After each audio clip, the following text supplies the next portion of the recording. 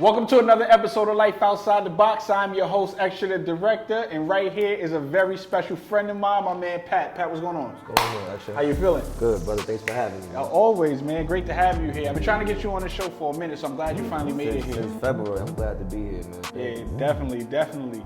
So now I got you here, and we've known each other for a long time, and you are one of the guys that I've been around that are actually into sneakers as much as I am. Right. So give me a little bit of history about your sneaker journey. Maybe what's the first pair you copped with your own money, or the first pair your parents may have bought you back in the day. What made you fall in love with the sneaker culture?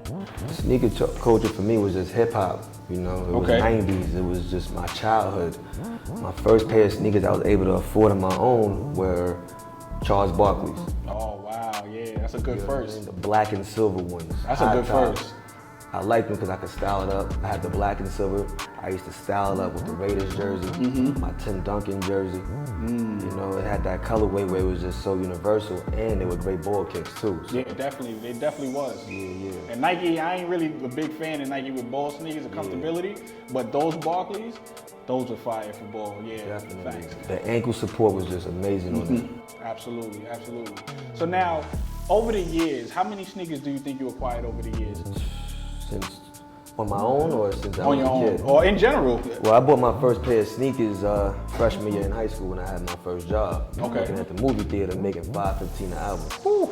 That's back in 03. How many checks you think you had to save up for that? 2. We was getting paid $2.25 every 2 weeks. Oh, That's wow. back in 2003. My boy Aston and I, we caught our first jobs there, and ever since I just was grinding, always wanted to be independent and buy my own sneakers. You know, give my mother a break from breaking her back to get me sneakers. You know, she could focus on other things.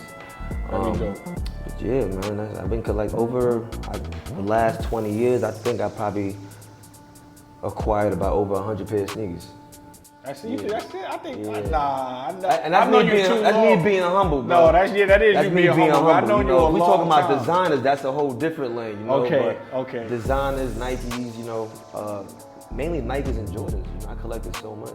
Okay, and is that what you stick with usually is Nike and Jordan, or do you try to branch off sometimes with Adidas and Reebok maybe? You know, because I remember back in the day when we was growing up, Iverson's was fire. It was. But you know what's funny? I never owned a pair of Iverson. No? Okay. I So never you did. mostly stick with Jordan and Yeah, Nike? it was mostly Jordans and Nikes for me. Okay, dope. So give me your favorite pair of Nikes, favorite pair of Jordans. My favorite pair of Nikes, that's hard. Man, I would have to say the white on white ups. Oh, wow. That's just so classic to me. It's crazy. I had Daryl on the show, and that was one of his top fives. And I don't knock it, you know what I'm saying? Air Force One was a staple in New York City. When you go out of town, before Nelly had the little Air Force One song, you go out of town, they see Air Force One on your feet, they know you from New York automatically. Even before they hear the accent. So that's dope. So I don't knock that. And what's your favorite pair of Jordans? My favorite pair of Jordans, man, it's a couple. But it had to be the Concord 11s. Okay, and that's exactly what you brought here today. Exactly. Now this is the third time we had this shoe on the show, which I don't even mind at all, is because everybody's story is different when it comes to these sneakers and when it comes to sneaker history in general. Right. So give me what these sneakers mean to you. Man, these sneakers tap into my childhood. You know, it may be certain things I may not be thinking about, and I see these sneakers and it brings me back to that time, you know, 95, 96. You know, when he came back and from his hiatus from playing baseball, then he came back into the league. He had to prove all the doubters and critics wrong that he didn't have it anymore, or he wasn't able to perform at the highest level. Right. And he came back, wore his sneakers, and he came back next season after losing to Orlando, and he dominated. He reclaimed his throne in the retail stores and on the court. You know, he let people know, like, you know, I'm back. And that's what these sneakers mean to me. It just tapped into my childhood. When he came back, I probably was about 9 years old. Okay. Jordan was just so iconic. So watching him on TV, I just always watch his feet. Like, yo, what does he have on? For some reason, every time he wore these sneakers, they were just so clean. Yeah, it's that patent leather, man. Matter of fact, let's get into the shoe. Let's bring the shoe out. Get into the shoe. All right.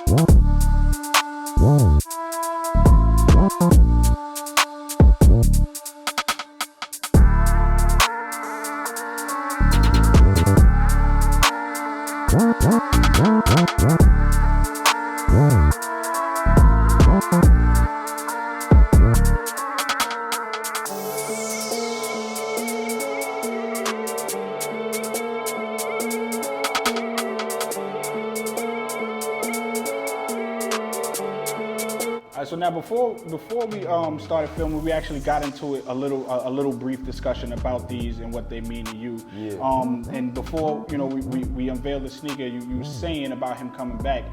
So being that Jordan went through that, what have you experienced in your life that connects you to this sneaker that much more? Well, I experienced a turn in my life where I had to take a year off from, society, from life itself.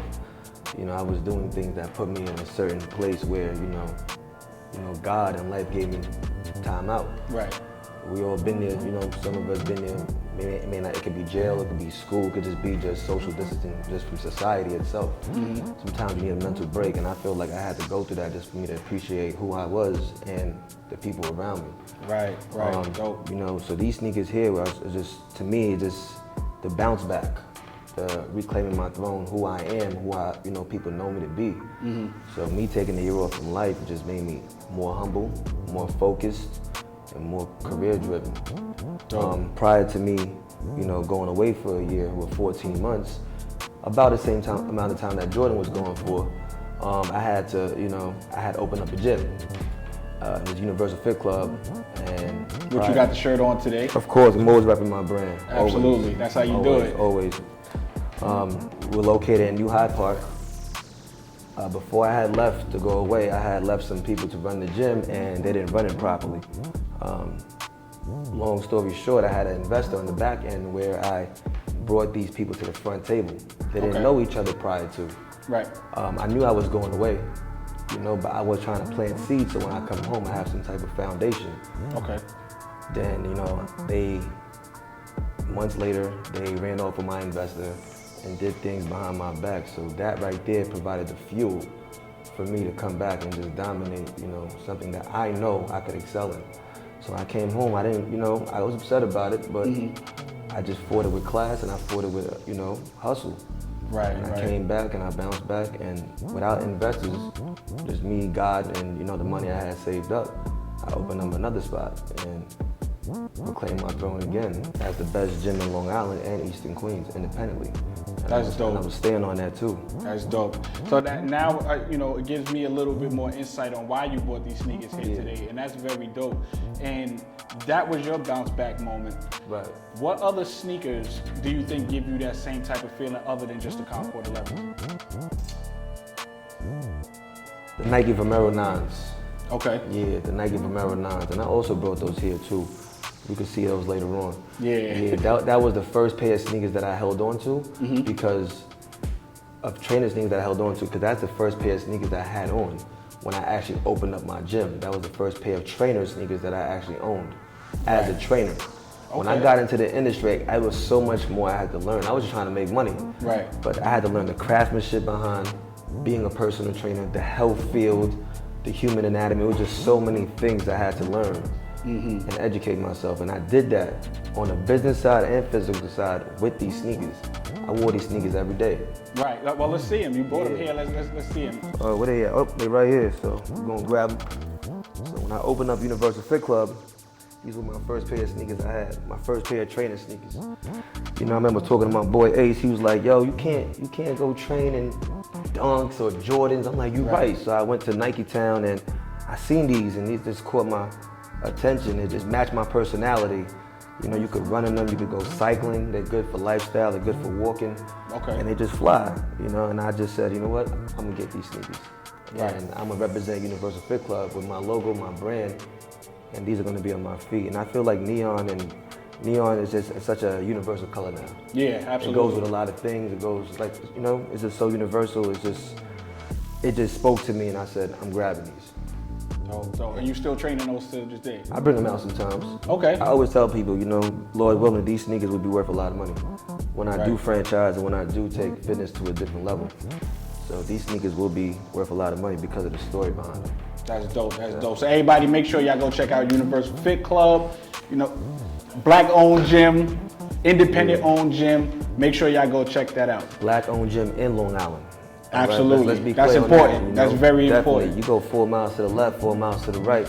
I'm the only black man, black representative representing us in an area where it's predominantly, Asian, white, and Indian people. And I always stand tall and I stand prideful in me being black and representing black excellence. Absolutely. And I always tell my, peoples at the gym, my partners, we gotta represent ourselves a certain way, especially here, because people are looking at us. Yeah, hold yourself to a certain regard. Of course. Absolutely.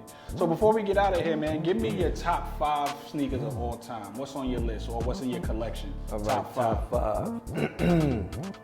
Oh man, it could be Adidas too. Yeah, absolutely. Anything. Right. Wave Runner, Adidas. Okay. I love those. Nike Concords. Jordan Concords. I love the Bread Sixes. That's 3. Damn, extra, you got me on this. It's tough to say. Yeah, I gotta ask that every episode, man. You know because what? there's I'm so gonna much bring it heat back. out there. I'm gonna bring it back, right? The Portugal Uptowns. They were blue. They were yellow. blue with the yellow, and Yes. it had the stars on it. Yes, I can't yes. remember the guy's name that Designed those Uptowns. Right, I can't remember, but I know exactly what Then you're they talking had about. a cranberry and kiwi. Yeah, color. I remember exactly which ones you're And I talking remember about. that because Chris is here, right? And I wore those that year in Miami with Chris, and I had a picture in my house, Right. and I remember being with Chris in Miami. Dope, We was just dope. living life, so those sneakers stand out to me a lot. The patent leather concept on the Air Force had a Uptowns. good run with the patent leather. Yeah. Had a good run. Okay, that's 3. Give me 2 more. All white ups. All white ups. That's okay. mandatory. You gotta have Mandatory. multiple pairs, especially if you're from New York. Yeah, one-time wears we call them. Yeah, for sure. And then, if I had to pick the last one, it would have to be the Virgil 5s. Okay. Yeah, Which color? The gray black ones. Got you. Rest in peace to Virgil. Rest in peace. Yeah, dope top 5 list. Dope top 5. All right, man. Listen, I appreciate you for finally coming on the show. Yo, thanks for having me. Like I said, everybody, make sure you go check his gym out. Yes. Universal Fit Club. It's an absolute must. You go check that out. Thank you for coming on the show again, my brother. Yo, extra. Appreciate it you. Anytime, brother. Absolutely. When you coming to the gym, though. Yeah, I'm coming. Yeah, I gotta get this dad. I gotta come get this on. dad bod We out of gotta here. check in. We gotta change the narrative on that. Yeah, man. absolutely. I'm coming to the gym. That's a fact, brother. That's a fact. All right, man. Well, thanks for having me, yo. Anytime, brother. My name is Extra the Director. This has been Life Outside the Box. Peace.